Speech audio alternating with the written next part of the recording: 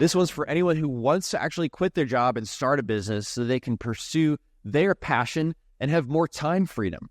We cover a business model on this podcast called Wholesaling Real Estate, where you can make a finder's fee for finding a rundown house and passing it to an investor. And we interview a 20-year veteran who's been in the business, running a wholesaling business, and running it with unconventional marketing advice, such as marketing to blanket every house in an area. And also lots of twists and turns in this episode. His favorite book is called You're Not Dumb Enough to Be This Rich. It really dumbs down and makes it so simple that we overthink how to build a very profitable business. My name is David Lecko. I created a process that's helped people close 10,000 deals in all 50 states. And my co-host is Ryan Haywood, who's done 425 deals in St. Joseph, Missouri, since he quit his job in 2019.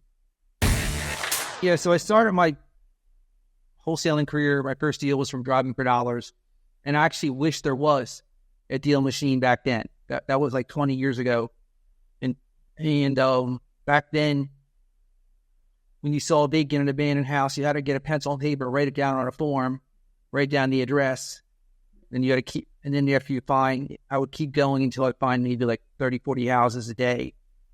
And I would take that sheet of paper with the addresses,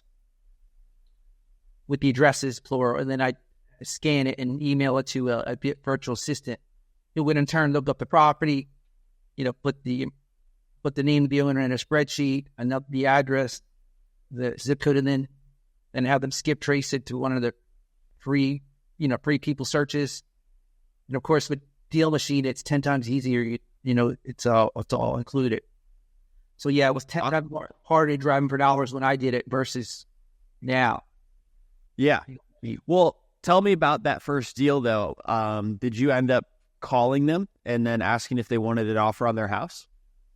I actually started doing postcards and I was pretty specific where I only did vacant and neglected looking properties.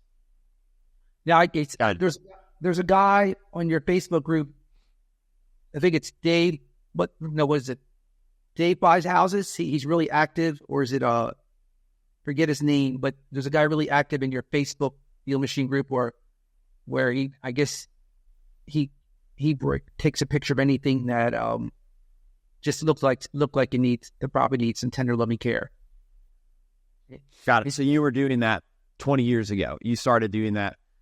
What did they say when they called you back? Well, if it was just a postcard that said, "Hey, I drove by your vacant house. If you want to sell it, give me a call." And I used to. I think what number did I use? Did I use my cell phone? Yeah, I used my cell phone. Yeah, because I was calling in, and it basically takes about 500 houses to get a deal right away, or 150 houses to get a deal after, like, say, 3 or 4 mailings. Yeah. So if I want to get a deal this month, I'd have to get 500 houses this month, plus hit all those 500 in some shape or form, like a letter or a cold call or text. Yes, I agree with that. Those are numbers that I've seen as well, that people really need to hit in order to get a deal. So they called you and they said they did want to sell their house. So what did you do next? I just really asked them, well, what is the price? And I've learned that a motivated seller, he just gives you a price that works. These are typically properties that were abandoned, neglected, ordered up. So it was clear, there was some kind of problem there. And so, the ugly houses, it almost takes no negotiation. They just give you a price that works. And then if the price is a little high, you just say, look, that doesn't quite work for me because I put $80,000 in a remodel. Can you do less, please? It was straightforward. It really was not any high power negotiation. That's so similar to how my experience was as well, is that the person just accepted the offer that I ended up giving him, which I felt was really, really low, but knew I needed a big cushion to do that repair, and he just accepted it. It was easy. No high power negotiation. Yeah, driving for dollars is really, in my opinion, it's really the most bang for your buck. It basically, technically your marketing is zero. It's just your own sweat. I mean, you could even do it with a scooter or a moped. So technically you could even, as close to free as you can get. And of course I don't do it anymore because it's hard to scale. You have to be out on the street, 5 hours a day. And so it's easier just to click the mouse or hire a DA or leave 500,000 voicemails in a month. That's a lot easier. But for someone who has no money, no experience, just do $500 and just use, for $500 and for $99 a month, DealMachine makes it easy and seamless. It basically requires no writing down anything. Just take a picture and you're done. Done. Yeah. Hey, well, I appreciate you mentioning DealMachine. Of course, we want people to use DealMachine, but I'm also curious, you'd never done a deal before. So were you at all nervous when you were trying to work this deal? How did you know the seller, when they gave their price, how did you know that was even going to work? Well, it's simple. You could just pull comps in the area and you could figure out very quickly. I mean, even if you don't have any place to pull comps, there's Zillow, and Zillow will give you a price that within reason. What Zillow's good if you're within like a big city where there's a lot of sales in the area, and so Zillow's actually pretty good. So good. But I think I pulled comps back then from, I think the platform back then was REI Facts for pulling comps. It's here in Florida. Gotcha. Robert, how long have you been involved in real estate? How long have you been in the real estate game? For 20 years. But I probably had an advantage over most people where I grew up cold calling. I grew up selling. So I probably had an advantage over most. Never had a problem talking to somebody. Evidently, that's a really scary thing. I mean, some people think so. I don't see how, but I think it would be scary going down a dark alley in a ghetto neighborhood. I think that should be scary. Yeah. Right. Yeah, I agree.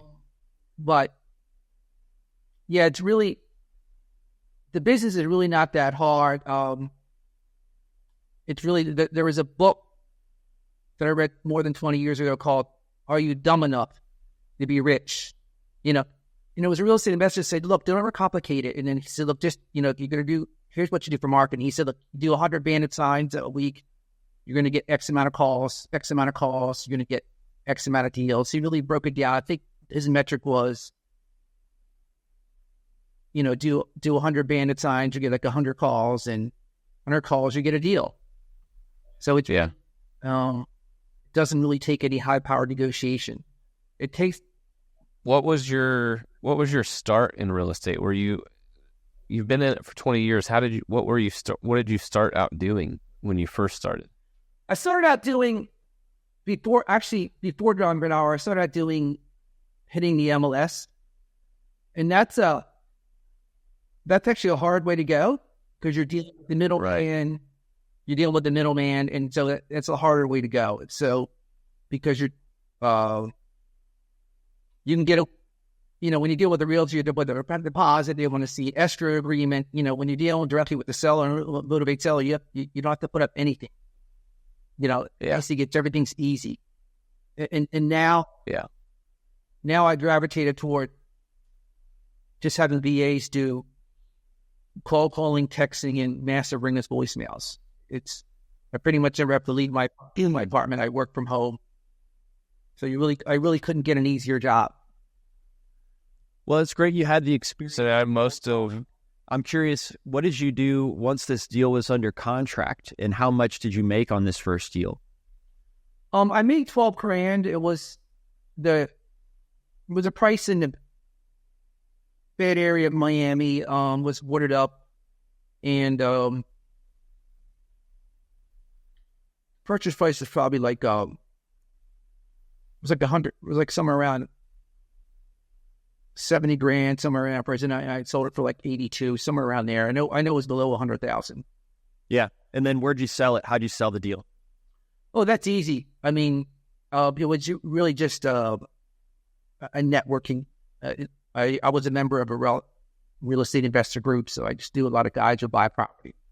That was smart. You just showed up. You found a meetup, and you started going, and then you knew who the people were who'd buy. So you just brought the deal to them, and you found somebody. Nice. Hey guys, if you know you want to quit your job in the next 3 months, make sure you're subscribed to this podcast because we've got some incredible frameworks with step-by-step instruction that you're not going to want to miss. Also, leave us a rating and review to let us know your favorite parts and why you want to get financial freedom. Well, the other thing is you don't have to pay for skip tracing either. You don't have to pay, 10, 14 cents per lead. It's pre-matched to the contact information that you just when you view it on DealMachine now. Well, perfect. So, like you said, it's a lot easier now to drive your dollars than when I did it. Yeah. So give us your top 5 ways or however many ways you look for deals. Like give us just the bulleted list. That'd be really exciting. I would say the easiest way to get deals is ringless voicemail because it can be done as a one-man shop. Now, you'll have to do 100,000 of them. You know, to get 100 leads to get one deal. That's the easiest way. The next easiest way is texting. I kind of built my own texting platform, but 5 friends use launch control for texting. It's pretty good. And then the next way is cold calling. I grew up cold calling, so it's very simple. Let me rephrase it. It's not simple, but it's it's something that could be scalable. Yes. And then number 4, you said direct mail. That's how you got your first deal, right? Correct. I don't do direct mail anymore because it's cheaper just to hit 500,000 voicemails a month or 10,000 texts a day. Got it. So when you're doing ringless voicemails and when you're doing text messages and when you're doing cold calling, Robert, you got to check out the unlimited contact info. You're going to love that. I was wondering, which lists are you actually contacting? Yeah, that's I basically do the opposite of what the 98% do. And so the 98% do the same list.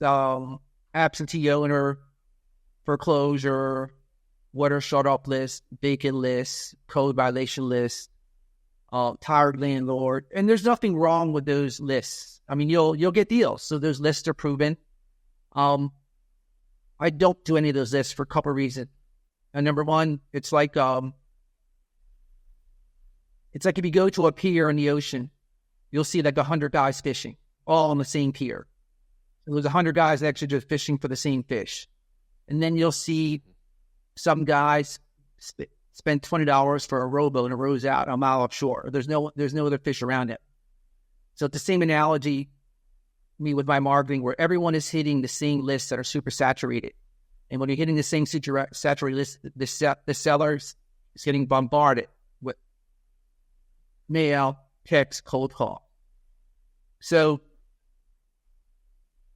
I hit in everybody lists. So let's common sense out life in America today, and then you could see why the everyday list works. Life in America today is whether you make $3,000 a year or $300,000 a year, you live paycheck to paycheck. I know plenty of guys making $300,000 a year. They're broke every month. I know a guy who lives half an hour away from me in Miami. He makes $300,000 a year. Well, 100 is gone to taxes. He's left to 200. His 3-bedroom condo is, with tax insured maintenance, is like $7,000 a month. Full-time maid and nanny, 2 Range Rovers, 200 Gs, gone. Oh yeah, gone. So whether you make $3,000 a year or $300,000 a year, you still live paycheck to paycheck. It's just the difference is the guy making 300, he's got a nicer car, nicer mistress, nicer travel, but the money's gone. And let's talk further about the average man in America, and you can verify this. Build any home in America, medicine cabinet is full of pills, aspirin, diabetes, Alzheimer's, whatever. They're basically, you cannot go in a house without finding medicine in the medicine cabinet. So everyone has health issues, and everyone has money pressures. Everyone suffers loss of income. Right. So what you do is you reach literally everyone in a geography, knowing that most 99% of people are living paycheck to paycheck.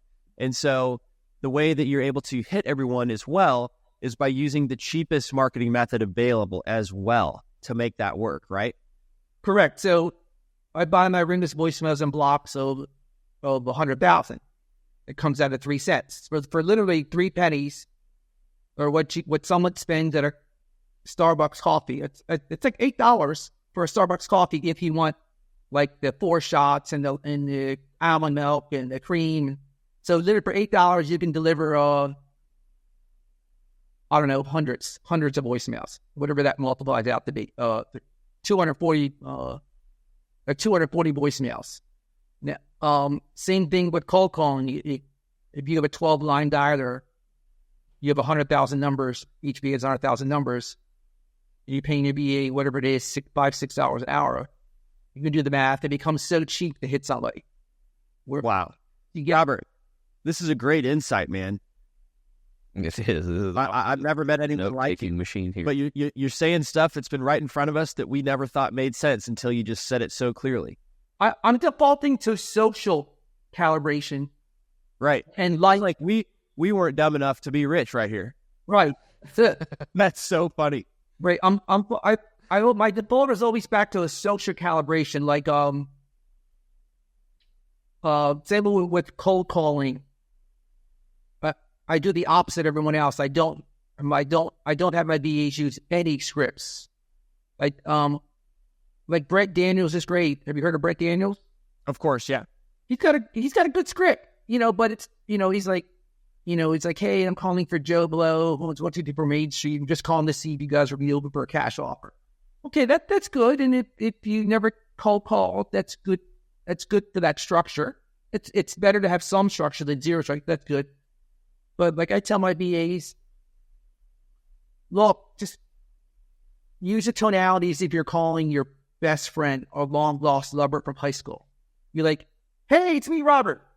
Robert who? Oh, my wife gave me your number. I think you're expecting my call. About what? Oh, she said you guys were selling a piece of land or some type of property. Is that correct? If so, I need to come by tomorrow at 5 p.m. if that works for you. So I just simply have the VAs pull their own light into the script. Mm-hmm. So in effect, there's no script. It's just pulling your own light and your own energy into it. Yeah. Well, what else do you do that's different than everyone else?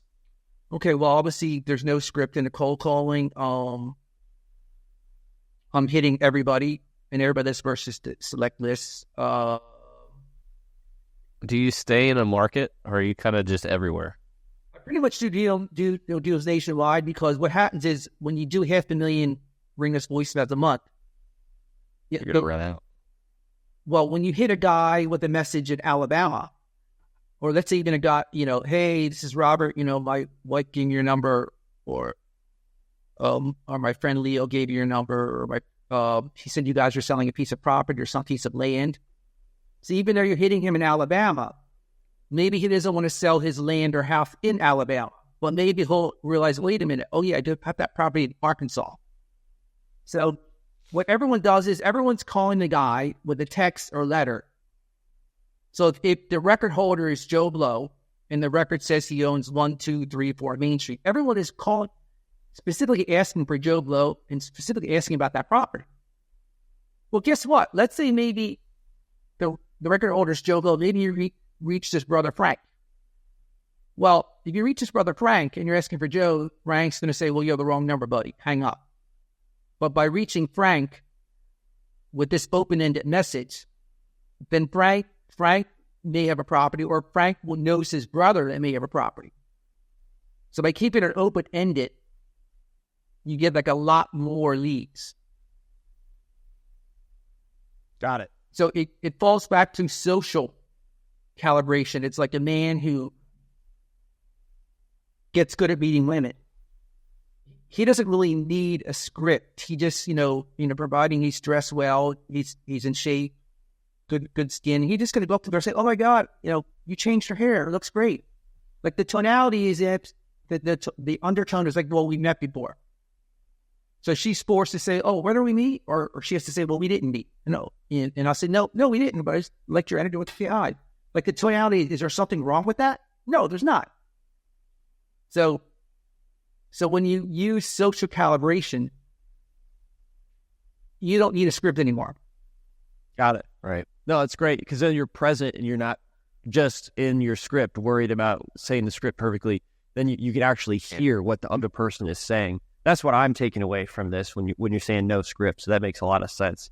Robert, dude, you've given some really great insights. I've loved where this episode is moving from marketing to everybody, using the cheapest method to reach out, not using a script. This is fantastic. Would you mind closing us out with maybe some advice for somebody who's looking for that first deal and they've just been listening to a lot of podcasts?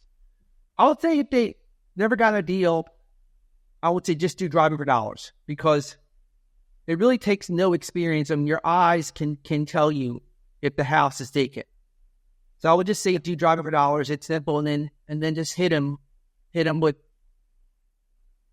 I would just skip tracing through DealMachine and just text him and call a call. Hey, I saw your house. I drove by your house because I have a friend in the neighborhood. Like pull something that makes it familiar, as opposed to rather than I'm in the business of buying and selling houses. So hey, I was visiting a friend in the neighborhood. I saw that house been vacant for a long time. Is that for sale? Yes or no? Love it. Well, thanks, Robert. Do you have social media where anybody could follow you? Your business? I'm totally below the radar. Not on social media. That I sent you an outline of course, what we discussed. Right. Well, considering you do everything differently than everyone else, it doesn't surprise me that you don't have a social profile. So I think that's the perfect ending to a great episode of the podcast. And I just wanted to thank you for sharing your 20 years of experience and out-of-the-box thinking that'll help somebody, achieve financial freedom that's seeking that themselves. So thank you so much, Robert. Sure. Awesome. Yeah, if anybody wants to reach me, they can just message me through Facebook. Cool. Robert Suleski, everyone. Thank you so much. Thanks. Take care. Thanks for listening to the DealMachine Real Estate Investing Podcast. Please leave us a review and follow along wherever you're listening to your podcast.